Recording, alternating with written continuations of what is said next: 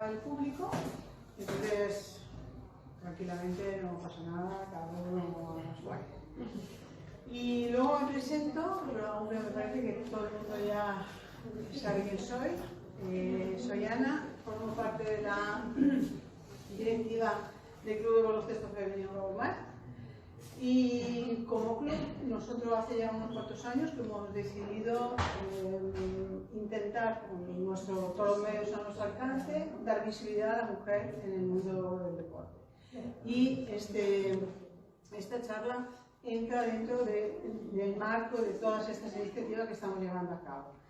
Lo primero, empiezo por el final, es dar las gracias. Claramente, primero a doña María Conejero, la concejala de Igualdad del Ayuntamiento de Alicante, y a su personal, que está aquí representado, por darnos la oportunidad de formar parte de este proyecto y de todos los actos que han organizado a lo largo del mes de marzo en torno al 8 de marzo. Y bueno, pues yo creo que nada más, que podemos empezar. Vamos a ver si el chisme este funciona, porque la verdad que no sé yo. Vamos a ver si lo he encendido, que esto sea lo primero, ¿verdad? Si viera, pues sí. A ver, ahora lo digo. Bueno. No os vais a librar de un poquito de historia. Ninguno, no os vais a librar, ¿vale? Vosotros sabéis que el objetivo de todo deportista son en realidad, el evento máximo, el más importante de su carrera son las Olimpiadas, ¿verdad? Yo creo que nadie lo puede negar. Y todos sabemos que las Olimpiadas empiezan en la antigua Grecia, cuando pues hay una serie de eventos deportivos, lucha, carrera, boxeo, incluso una especie de esgrima con palos. Entonces hay una serie de eventos deportivos que tienen lugar cada determinado tiempo y que se enmarcan dentro de lo que es el ideal de lo que debería de ser el hombre griego, el héroe griego. El deporte no es solo deporte, sino también es un poco una filosofía de vida, porque para ellos el deporte representaba casi a semidioses, a hombres que sabían luchar de todo, que tenían belleza, que tenían valor en la batalla, en fin, era verdaderamente un evento fundamental para los griegos. Y ahora yo os pregunto una cosa, a ver, ¿y las griegas? Mirad que en este caso, cuando estaba hablando de los griegos, en realidad estaba hablando de un masculino no inclusivo.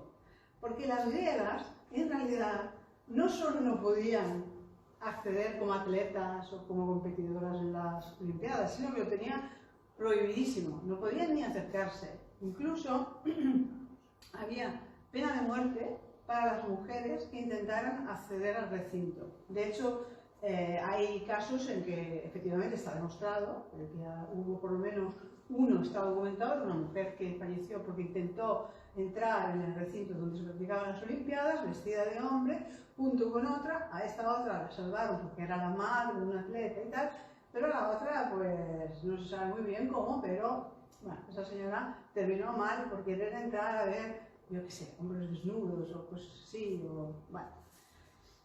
Resulta, sin embargo, que la primera mujer, la que sabemos que se relaciona con el mundo deportivo, también es una griega, que se llama Cinisca, y ella es una noble griega.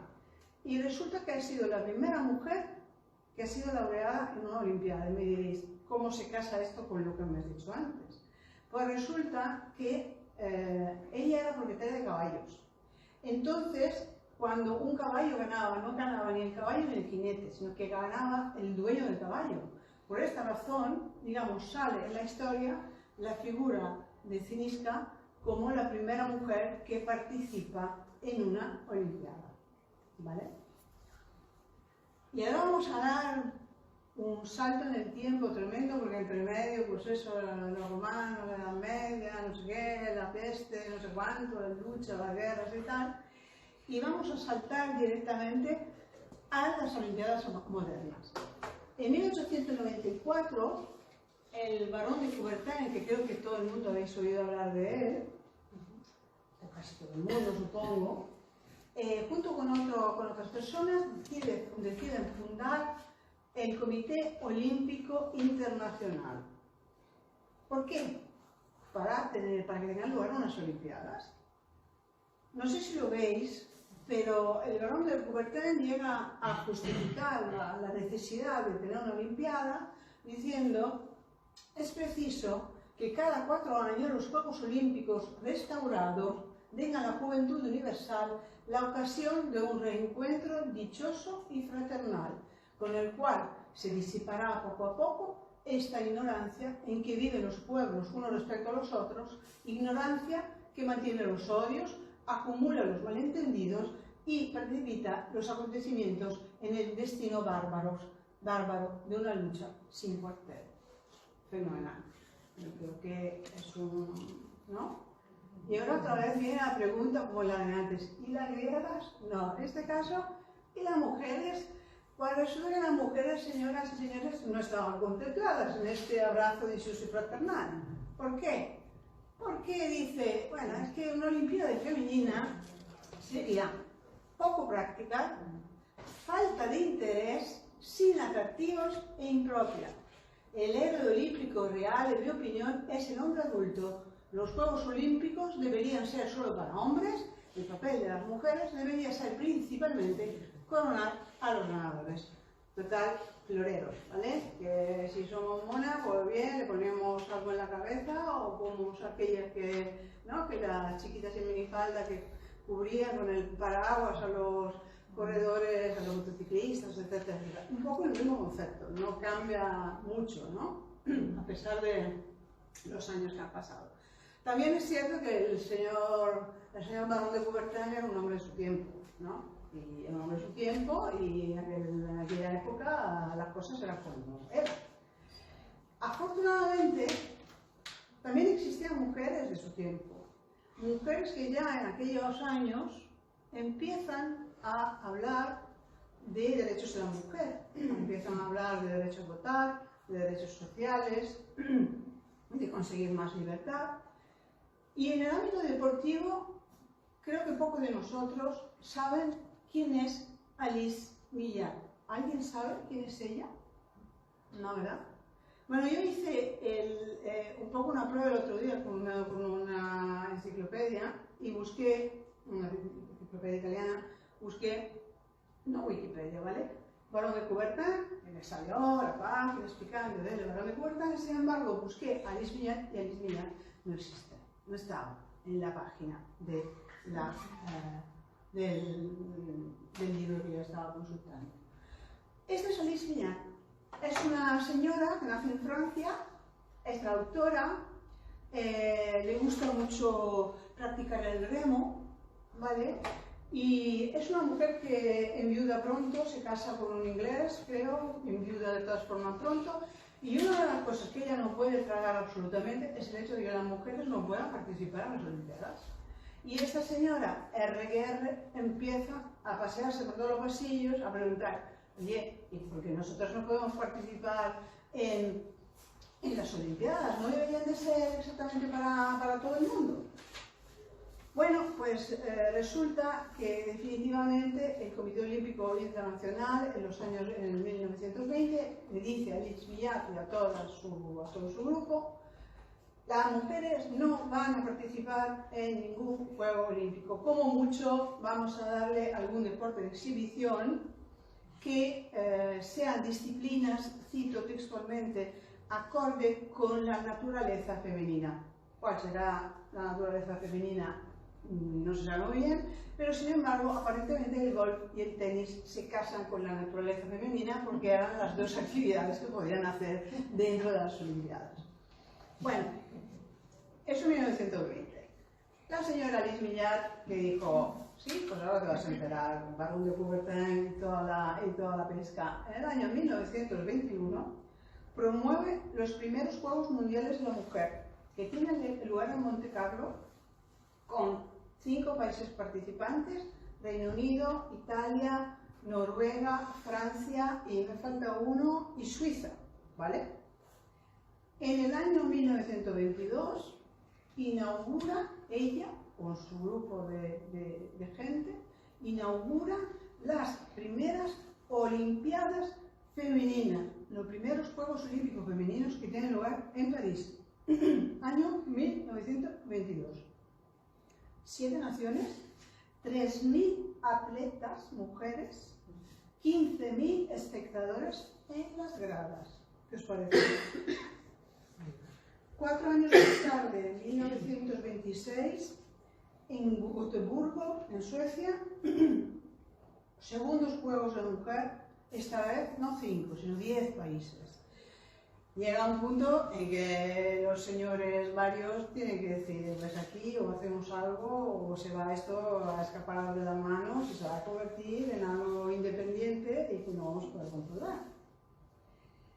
En 1928, me vais a disculpar si de vez en cuando veo la fecha porque no me acuerdo todas de memoria, el Comité Olímpico Internacional decide introducir 5 pruebas de atletismo femenino, ¿vale? Como una especie de, cito también textualmente, experimento porque las mujeres son frágiles.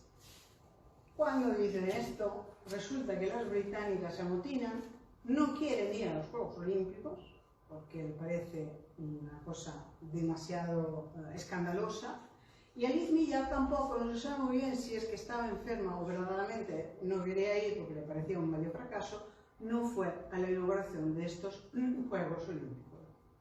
¿Qué pasa? La mala suerte es que en una de estas carreras, en una carrera de 800 metros, prácticamente casi todas las atletas llegaron extenuadas. Y esto les dio vía libre al COI para decir, al Comité Olímpico Internacional, para prohibir de nuevo y definitivamente la presencia de mujeres en pruebas que no fueran superiores a los 200 metros, ¿vale? Porque, cito de nuevo textualmente, las carreras que sean más de 200 metros, escuchadlo bien, provocan envejecimiento prematuro e irreversible. Que sepáis que si practicáis un deporte que sean más de 200 metros, pues no hay crema de arrugas que valga. Imposible. Vale. Tanto se hace que de todas formas, desde el año 1928, no habrá más mujeres en atletismo en carreras más largas y en otras disciplinas, hasta 32 años más tarde, en 1960, las Olimpiadas de Roma. Y para que veáis, parece ser que el año, no sé en qué año estamos, creo que el año que viene, en las Olimpiadas de París, será la primera vez en la que verdaderamente conseguiremos una paridad entre hombres y mujeres, es decir, que cada país que interviene participa en las Olimpiadas tendrá un 50% de hombres y un 50% de mujeres. La primera vez, después de tantos años de famosas Olimpiadas modernas. Bueno, me he saltado esto porque es una fecha importante para daros a conocer quién es Alice Millar. Mientras tanto es en España. ¿Qué pasa en España mientras tanto?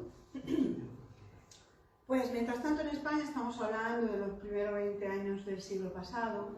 También se están produciendo muchos cambios, sobre todo en las ciudades, más que en las zonas rurales. Hay cambios en la educación, se crean institutos que suelen ser en un cierto sentido elitistas, porque lógicamente no todo el mundo permitía la entrada a todo el mundo, entre los cuales el Instituto Libre de Enseñanza en Madrid, que fue, digamos, un instituto revolucionario en la época porque permitía el acceso tanto de chicas como de chicos. Era una enseñanza no basada en los libros, sino basada más bien sobre la experiencia práctica, la vida al aire libre. Y luego además había también universidades que poco a poco, un poco a cuentagotas, empezaban a dejar que las mujeres participaran en las clases, se pudieran graduar, etcétera, etcétera. Hay una cierta apertura en el mundo del trabajo, repito, sobre todo en las ciudades, donde la mujer ya no solo es, digamos, delegada al cuidado de, o delegada a ser costurera o maestra, o digamos, trabajos más, hasta ahora más típicos de lo que era la mujer, sino que también las mujeres empiezan a salir de casa, ir a las fábricas, o ir a las tiendas, a trabajar como dependientes, a ser maestras. Y eso también es muy importante, pueden salir de casa siempre y cuando no se casen. Cuando se casan ya se tiene que dejar el trabajo, normalmente se lo dejan y se vuelven a casita a cuidar de su casa, de su marido, de sus hijos si los tienen. Hay también a nivel deportivo una serie de movimientos de asociacionismo que fundan algunos clubes muy importantes para la historia de España, para la historia deportiva de España. Uno de estos es el Club Femení de Sport de Barcelona, creado en el año 1926, y el otro, que vosotras de Madrid conoceréis muy bien, es el Club Canoe en el año 1931. Cito entre otros, porque verdaderamente hubo un florecimiento de asociaciones y clubes deportivos, ¿vale? La cosa interesante que quiero destacar es sobre todo algo relacionado con el Club Femení de Sport, porque ellos optaron por una fórmula muy sencilla. Es decir, pusieron cuotas bastante bajas para permitir que las mujeres, que cualquier mujer pudiera acceder al club, pudiera participar en las actividades deportivas y luego también culturales del club. Llegan a tener hasta 3.000 deportistas inscritas. 3.000 deportistas no es poco, ya me gustaría a mí tener 3.000 deportistas inscritas en el club, ¿vale? Y no solo esta, disponen dentro de su edificio de una guardería para poder dejar a los niños, disponen de piscina climatizada en aquella época, disponen de médico, disponen de toda una serie de actividades que normalmente serían, incluso en nuestros días, serían impensables, ¿vale? Otra cosa que es interesante es hablar de la indumentaria de la mujer deportista. En estos años las mujeres empiezan a liberarse un poco de la ropa, en el sentido de que pueden empezar a practicar deporte a pesar de todas las dificultades, enseñando los brazos, enseñando las piernas, y entonces ya hay una cierta libertad de enseñar su propio cuerpo. E incluso, por aquella época, el lucir una cara con bronceado era algo bueno para el deportista, porque quería decir que estaba al aire libre, cuando tradicionalmente la mujer siempre tenía que ser de tez blanca y tal, porque así no exponerse a los rayos del sol, etcétera, etcétera. Bueno, tienen, como decía, pantalones cortos, bañadores ajustados y más cortitos, porque más antiguamente había unas medidas que tenían que respetar. No podían los bañadores llegar más hasta no sé dónde, cuántos centímetros de la rodilla. No se podían llegar a las rodillas, por ejemplo, ¿vale? Empiezan también algunas a cortarse el pelo, este pelo de los años 20. Empiezan algunas también a tener un aspecto más masculino o masculinizado. Bueno, este es el marco en el cual ahora os voy a presentar a algunas deportistas de aquella época. En realidad podría haber escogido entre muchas más. He escogido a una representación. El motivo es simplemente porque me ha dado la gana, porque me han interesado sus historias. Son mujeres muy distintas entre ellas, de distinta extracción social, de distintas ideologías, de distintos mundos, etc. Pero tienen en común, todas ellas, haber sido verdaderas pioneras del deporte. Vamos a empezar con esta señora que con este nombre tan altisonante creo que no le va a sonar a nadie, pero si yo empiezo a deciros Lili Álvarez, a lo mejor a alguno de vosotras os va a sonar. Pues Lili Álvarez nace indudablemente en una familia rica, ¿vale? La madre pertenece a la alta burguesía industrial valenciana, se casa el marido, es decir, digamos que de alguna forma se divorcia y empieza a viajar por Europa para tener experiencias de vida, etc. Hasta que en Roma conoce al que será el padre de Lili, es decir, un gallego que estaba afincado ahí en Roma, González Álvarez, que era un forofo del deporte, un apasionado del deporte. Tanto que su hija Lili le pone la raqueta en mano ya con 7 años. Era lo que diríamos hoy en día el padre entrenador, ¿no? Estaba un poquito encima de la niña. Pero la verdad que luego empieza todo a rotar alrededor de la práctica del deporte de Lili.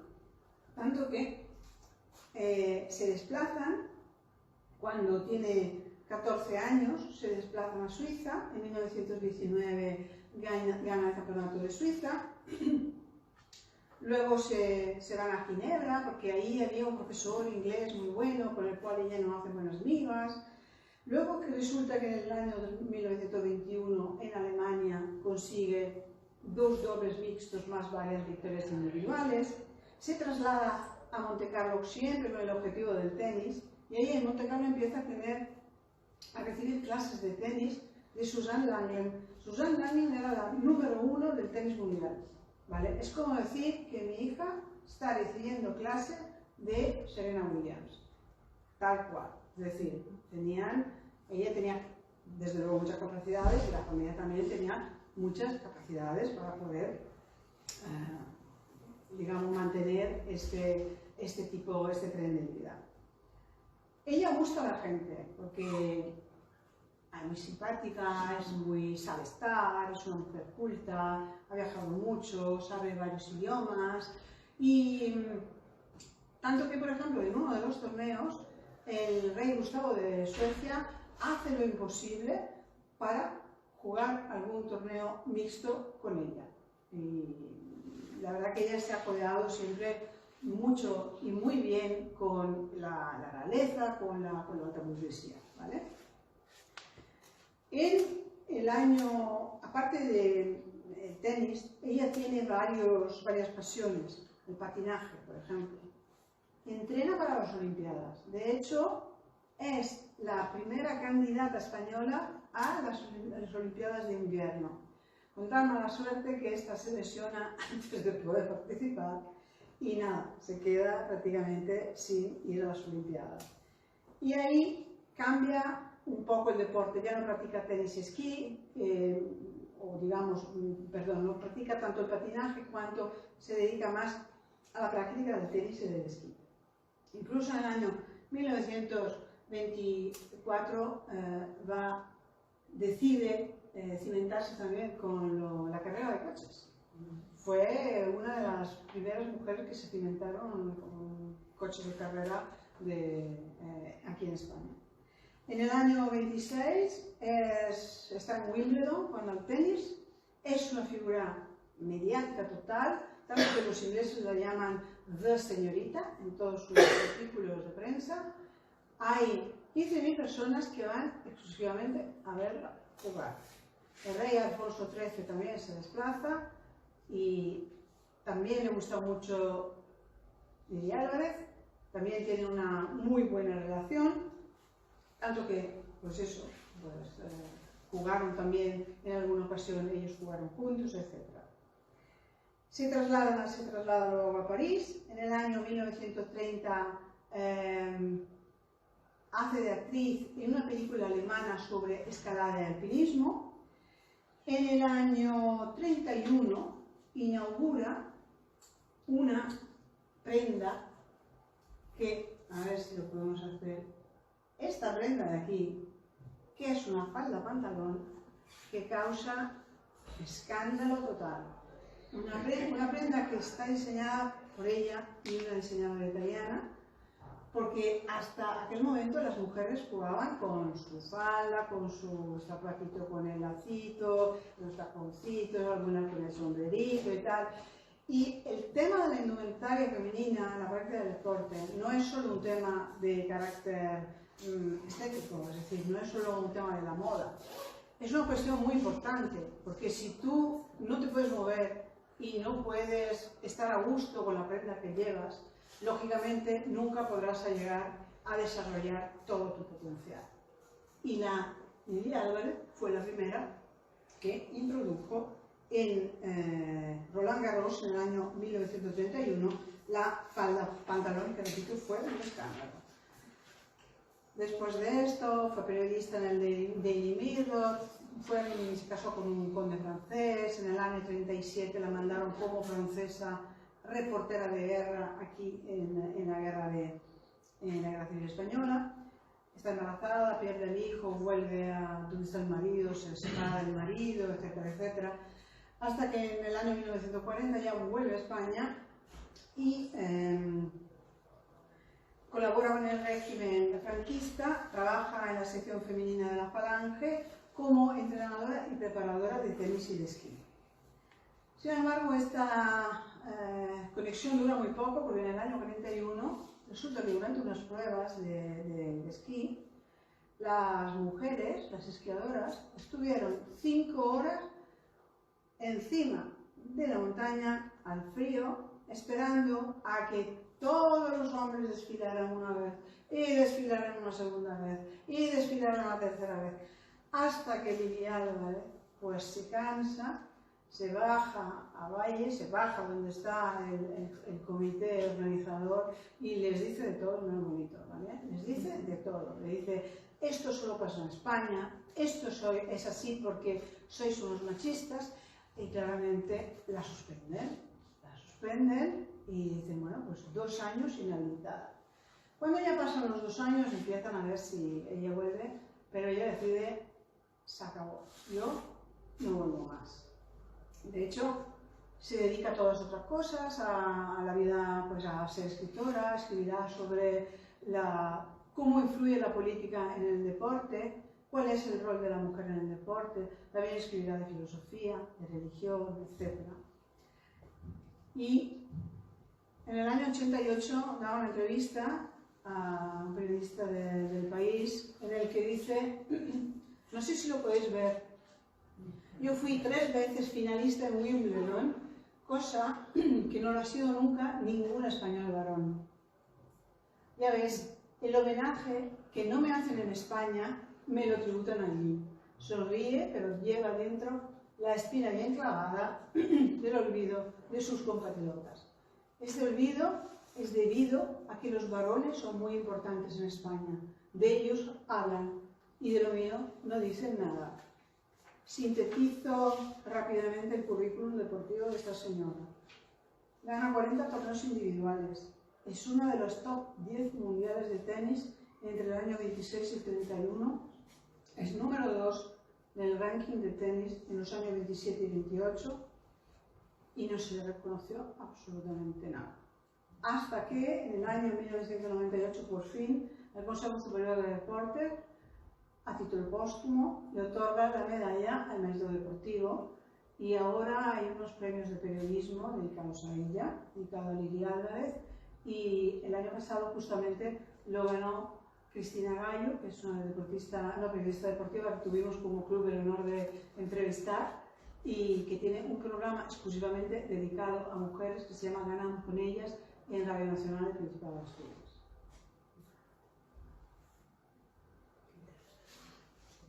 Vamos ahora a hablar de otra persona que tiene una vida increíble desde el punto de vista deportivo, pero también desde todos sus aspectos. Aurora Villa nace en una familia también acomodada, los padres son artistas, el padre creo que es primer violín del teatro Real. En su casa van músicos importantes, Pau Casals, Turina, etc. Es decir, vive en un ambiente cultural muy interesante para aquella época. accede al Instituto Libre de Enseñanza, le encanta nadar, no solo en la piscina, sino también en travesía, hace también travesías, y con 16 años empieza en el mundo del atletismo. En la primera exhibición atlética que tiene lugar en España, en Madrid, ella compite en 6 pruebas: 600 metros lisos, salto de altura, salto de longitud, lanzamiento de peso, disco y jabalina. ¿Qué os parece? En 1931 logra la mejor marca mundial de lanzamiento de martillo. Una disciplina completamente nueva en España también. Y ella alcanza el récord mundial. En el segundo campeonato español de atletismo, y lo voy a leer porque no me voy a acordar si no, es subcampeona en lanzamiento de disco, 80 metros lisos, 150 metros, es campeona y récord de España en jabalina y salto de altura, corre los 600 metros en 2 minutos, y eso que corren en pistas de ceniza, no como las que tenemos ahora, con zapatos que pesan 1 kilo cada uno y con clavos para no resbalar. Se dedican además a un montón de otras cosas, al baloncesto, al balonmano, etc. Y en el año 33 empieza la carrera de medicina. ¿Vale?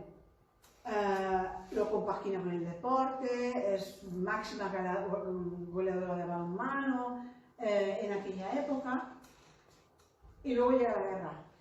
Y llega la guerra, el padre es monárquico, lo encarcelan, y ella ayuda a la familia y sobrevive de una forma, digamos, quizás más sobrada que otros, porque tiene la suerte de poder dar clases de natación a la mujer del cónsul británico. Después de la guerra, es profesora de natación, acaba la carrera, es una de las pocas mujeres, de las 4 mujeres en aquella época que son médicos, carrera cum laude. En el 42 saca una plaza y la mandan a Marruecos, donde ella decide implantar un servicio de puericultura y alimentación infantil. 42. En el año 35 vuelve a España, se casa, tiene 2 hijos y decide que se quiere especializar en ortóptica, que es una especialidad de valvos, estrabismo, etc. Deja a sus hijos con los suegros y se va a Inglaterra a estudiar, a hacer este curso, cosa que no sentó, desde luego, no sentó muy bien, ¿vale? Cuando vuelve, aparte de que se divorcia, se separa del marido, y en aquel momento luego la acoge en casa una amiga que fue también nadadora, es la primera directora del departamento de ortóptica de un hospital de Madrid, donde ella trabaja, incluso importa ilegalmente del extranjero material que ella considera importante para el desarrollo de su profesión. No es muy colgado. Fue presidenta del Colegio de Médicos de Madrid. En su consulta, por lo menos en los inicios, ponía A. Villa, porque si hubiese puesto a Aurora, nadie hubiera ido a su consulta. Es una de las fundadoras del Club Canoë de Madrid, del que hemos hablado antes. Y si queréis saber algo más de ella, hay un documental muy bonito de Cristina Mitre que se llama Mujeres que corren, donde se habla de ella y aparece foto de ella, se hablan con la hija de Aurora, y la verdad que es un documental que merece la pena ver. Además, como veis, está en las portadas de la revista, en la portada de la revista AS, para que luego nos digan que el deporte femenino no interesa, no se ha visto nunca, etcétera, etcétera. Margot Moles, la que en algún libro se definió como la atleta de la República. Bueno, Margot coincide con Aurora Villa en el Instituto Libre de Enseñanza de Madrid. Los padres son profesores catalanes, pero se trasladan justamente a Madrid para dar clases en el Instituto Libre de Enseñanza. Y ella practica también un montón de deportes. Le gusta mucho el esquí, pero le gusta también el hockey, le gusta el baloncesto. Es una persona que prácticamente toca varios deportes. No hay en aquella época una deportista que solo, bueno, algunas hay, pero que quiero decir que muchas están practicando varios deportes a la vez. En el año 23 sale también en la revista Crónicas, una de las más leídas del país, como ejemplo de la mujer en su tiempo, de la mujer nueva. Es entrenadora, directiva, profesora de deportes, se casa con otro atleta, otro esquiador muy conocido, Manuel Piña, que además la foto de la boda sale en las revistas, para que os podáis imaginar el tirón que tenía esta pareja. Se declara en favor del divorcio y en favor de la igualdad entre hombres y mujeres. Cito una pequeña declaración: nosotras no creemos en la superioridad del sexo masculino. Creo que hay un atraso formidable de muchos siglos que ha cohibido y ha mermado nuestro espíritu, pero la historia está llena de ejemplos que apoyan la tesis de que la mujer está dotada de los elementos raciales suficientes para ocupar en la vida un papel igual que el hombre. En el año 1936 tendría que participar como esquiadora participa como esquiadora en las Olimpiadas, pero la competición la verdad que fue muy mala. En el 36 se clasifica como jugadora de hockey a los Juegos Olímpicos, pero la guerra detiene todo. La guerra lo para todo. Lo que pasa es que el gobierno decide mandarla en el año 37 a las Olimpiadas Populares de Amberes, donde también ella consigue el récord mundial de martillo y el récord universitario mundial de disco. Durante la guerra se declara en favor del bando republicano, ejerce como profesora, da clase a 500 niños en las calles, niños que se habían quedado huérfanos porque cree firmemente en el poder que tiene la enseñanza en el desarrollo de la persona. En el año 38, la familia, los padres y la madre, consiguen emigrar a México, pero ella se queda porque está embarazada y porque su marido está aquí. En el año 42 el marido fue asesinado, al marido lo matan, y ella sobrevive porque le vetan volver a su trabajo, no puede ejercer nunca más de profesora y sobrevive tejiendo jerseys de punto para bebés y alquilando habitaciones en su casa. Para que veáis cómo ha terminado una de las más grandes atletas de aquellos años. Otra de la que vamos a hablar es Faustina Valladolid. Faustina Valladolid es una mujer trabajadora, trabaja en una fábrica y resulta que tiene un novio que todos los fines de semana la deja colgada para irse en bicicleta a correr con sus amigos. Y ella llega en un momento en que el cuerpo se cansa, ¿vale? Entonces se compra una bicicleta y decide irse todos los fines de semana con el novio, llegando a hacer 100 kilómetros todos los fines de semana. Le gusta tanto la competición que bueno, pues entonces empieza a coger la bicicleta también para ir al trabajo, a pesar de que la gente no le guste mucho que verla en una bicicleta, porque claro, una mujer en una bicicleta es un escándalo. Se casa en el año 35 con aquel señor que la dejaba tirada cuando se iba con los amigos, pero en realidad ella en el año 35, aparte de casarse, llega a unos triunfos importantísimos, tanto que también es entrevistada por Luisa Carnés, que es una de las primeras periodistas deportivas que ha habido en España. Tiene tanta fama la entrevista que ella adquiere pues, interés mediático. cuando se casa, acordaos lo que os he dicho antes, no vuelve a trabajar, normalmente no puede volver a trabajar, ¿no? O pues, se quedan en casa, pero así todos los días a las 6 de la tarde, cuando llega el marido a casa, ella se va al gimnasio a practicar, ¿vale? Y alcanza tanta fama y tanta capacidad que ya empieza a mosquear. ¿Por qué empieza a ganarle también a los hombres? Y entonces ahí ya la cosa se hace un poco más complicada, porque ella está ganando a los hombres y está entre ella las mujeres, bueno, pero si tanto que en el año 36 le prohíben participar en la carrera, en una de las carreras más importantes que había.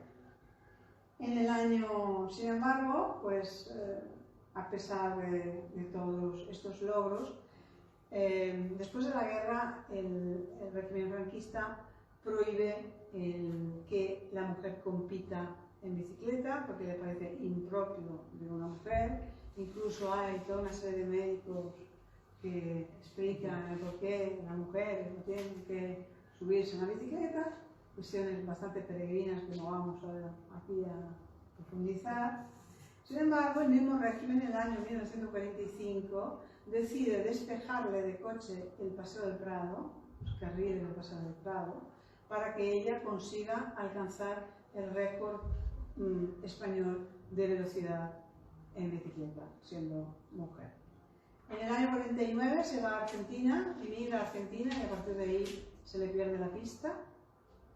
Nadie habla de ella, nadie sabe de ella, hasta que hace bastante recientemente, se publica un libro que se llama Ciclistas y Corredores Madrileños, donde se recupera por fin la memoria también de Faustina Valladolid, que perdió solo una carrera de mujeres, solo una carrera. Y ahora voy a hablar de Irene González, la santa, la primera portera. En un cierto sentido, pues, ¿cómo decirlo? Me hace gracia que siempre se piense que cuando una mujer lleva a los máximos niveles del deporte es una pionera, ¿no? Porque ahora estamos hablando de Alexia Putellas, que es una pionera, y lo es, en el sentido de que es una crack, es 2 veces Balón de Oro, el premio de Best este año. Seguramente es una figura la más mediática que ha conseguido aglutinar el interés de muchas personas alrededor del deporte, pero es que parece que la mujer deportista como que salen un poco de la nada, ¿no? Así que, de repente tenemos una pionera. No. Si empezamos a tirar del hilo, y si queremos tirar del hilo, empezaremos a ver que, por ejemplo, aquí en Alicante, en el año 1970, hubo un Hércules femenino. Había mujeres que jugaban al fútbol, entre los cuales Andrea Piñero, que desafortunadamente pues quería haber estado aquí hoy como nosotras, pero ha tenido un problema familiar y no ha podido intervenir. Pero en el año 1970 ellas también eran pioneras. Es que todas las veces parece que tenemos que empezar de cero, pero no estamos empezando de cero. Si nos ponemos a mirar bien la situación anterior. Aparte de Irene González, había otra, no se ve muy bien la imagen, Ana Carmona, una andaluza, que para jugar al deporte, para jugar al fútbol, que le encantaba, tenía que travestirse de hombre, jugaba en el equipo de hombres y se travestía. Entonces se fajaba los pechos, el pelo se lo recogía debajo de una boina, la boina estaba permitida en aquella época para jugar al fútbol, y la llegaron a llamar la veleta, porque una vez era hombre, una vez era mujer, en el sentido que se vestía de hombre o se vestía de mujer. Ella también es una pionera. Pionera tanto que molestó a mucha gente, llegaron incluso a raparle el pelo y a hacerle de todo, solo por querer jugar a fútbol. Y ahora volvemos a Irene, que, bueno, espero que veáis, que tiene una gran arcilla, que es impresionante. Nace en el seno de una familia bastante humilde. El padre es trabajador del puerto en Galicia, en La Coruña. Y ella, pues, juega con los chicos. A él le gusta jugar con los chicos, a pedradas, pero no solo a pedradas, empieza a jugar con el balón y el padre desde luego no le gusta mucho que su hija esté por ahí jugando a la pelota, continuamente va, se la coge, la trae a casa, pero ella se escapa, sigue jugando al fútbol. Tanto que llega a ser tan importante que hay un equipo masculino que coge el nombre de, como club, es el Club de Fútbol de Irene, ¿vale? Lleva su nombre. Y ella es la primera portera de España. Además es muy lista, porque como podéis ver, bueno, eso no sé si es un muñeco que representa al portero Zamora, que en aquella época era el portero, ¿vale? Como decir, yo qué sé, hace 15 años Iker Casillas, ¿no? Era el portero. Y ella es muy lista. Y veis cómo adopta incluso las mismas poses que él, así apoyada a los palos, un poco la misma vestimenta, y llega además a poner el mismo, bueno, el mismo no, porque no sería el suyo, pero un muñeco de trapo, como hacía Zamora, al lado de los palos para ahuyentar al malpario. Pues eso hacía ella. Su foto llega a colgarse en los escaparates de las tiendas. Se habla de ella en las revistas, también se habla de ella en las revistas, ¿vale? Y la prensa gallega la define así, os lo leo. Alta, buena complexión, un tanto marimacho, ágil, buena colocación y un blocaje seguro de las pelotas bombeadas, decidida en sus salidas. Decidida en sus salidas porque esta señora le arreaba a los delanteros, que entonces no estaba pedido. Vale. Bueno, había que tener un poco de cuidado con la Irene. Desafortunadamente, en el año 27 contrae tuberculosis, repito, la familia es pobre.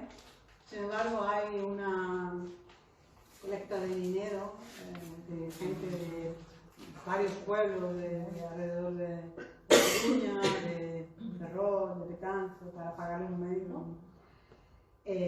Sin embargo, luego la enfermedad pues, no consigue curarse de la enfermedad y muere muy joven, como podéis ver.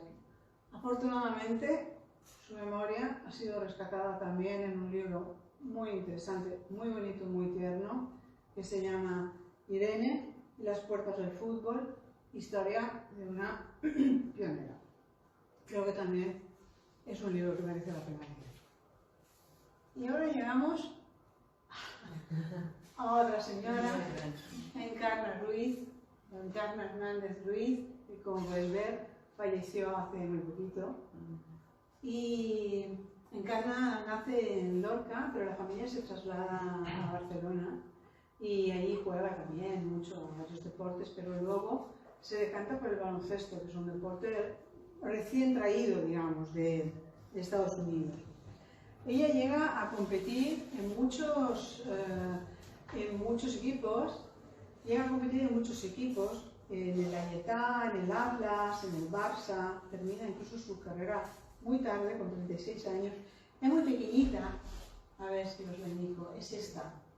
Ella es muy pequeñita, mide 1,50 m, pero tiene una visión del juego que es fenomenal, es espectacular. Ella lo ve todo y además no solo lo ve todo, pero tiene una capacidad para encestar a través de una técnica que es justamente un gancho. Ella tira lateralmente, ¿vale? Ella ha sido la mayor anotadora de la liga en varios años, en distintos partidos.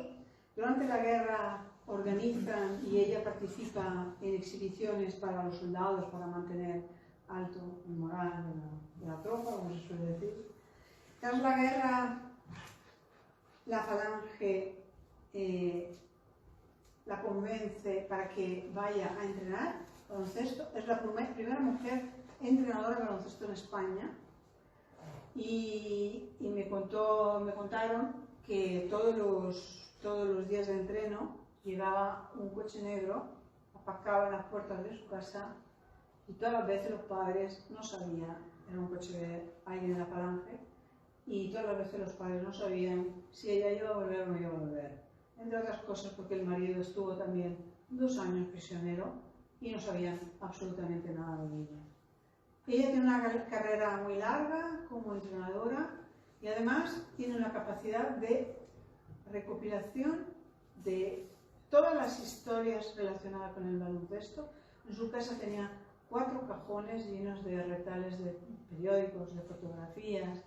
Y además, ella lo que hace, es que aquí no se ve desafortunadamente, tiene una memoria religiosa y escribe detrás de las fotografías todos los nombres de todas las que jugaban con ella y contra ella. Es que es un archivo impresionante lo que ha creado ella en su propia casa. Vale. Si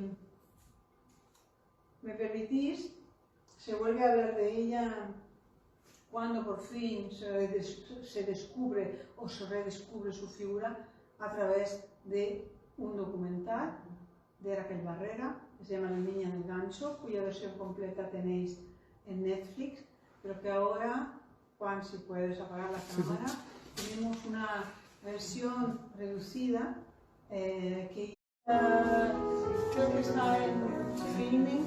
Si tenéis el Filming, está la versión completa.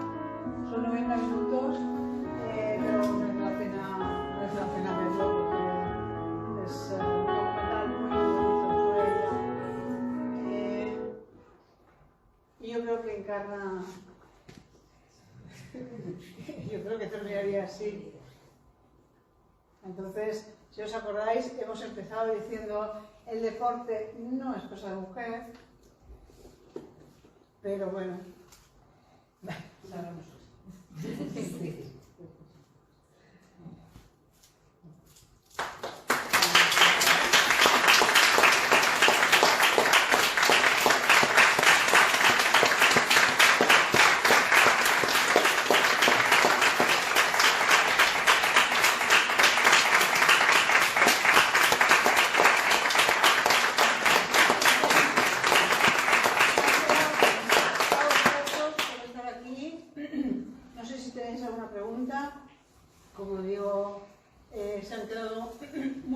Muchísimas mujeres en el tintero.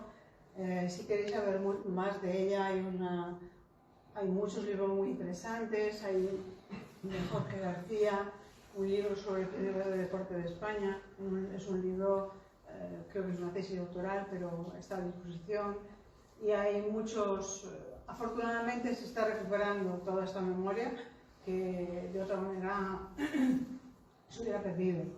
Y no sé si queréis preguntar algo, estoy aquí, y si no, yo daros las gracias por estar y deciros también, antes de que se me olvide, que creo que fuera, si alguien quiere ver libros deportivos, hay también una sección aquí en la librería Pinter, a la cual también se me olvidaba antes dar las gracias por habernos acogido en este espacio tan bonito. Y gracias a vosotros por estar, gracias a ti, Juan, por dejarnos publicar en tu canal. Gracias a todos y pues nada, gracias. Yo te quiero comentar una cosa. No es ninguna pregunta, solo te quiero decir de parte de la Concejalía de Igualdad, darte las gracias y decirte que nosotras te admiramos mucho. Sí, admiramos mucho el trabajo que haces y estamos muy agradecidas por tu constancia y tu persistencia por abrir esa puerta. Por abrir esa puerta y haber tendido ese puente de colaboración entre la Concejalía y el club, y que para nosotros es muy importante, la verdad. Sí, y que admiramos mucho tu trabajo y a ti particularmente yo tengo un cariño especial.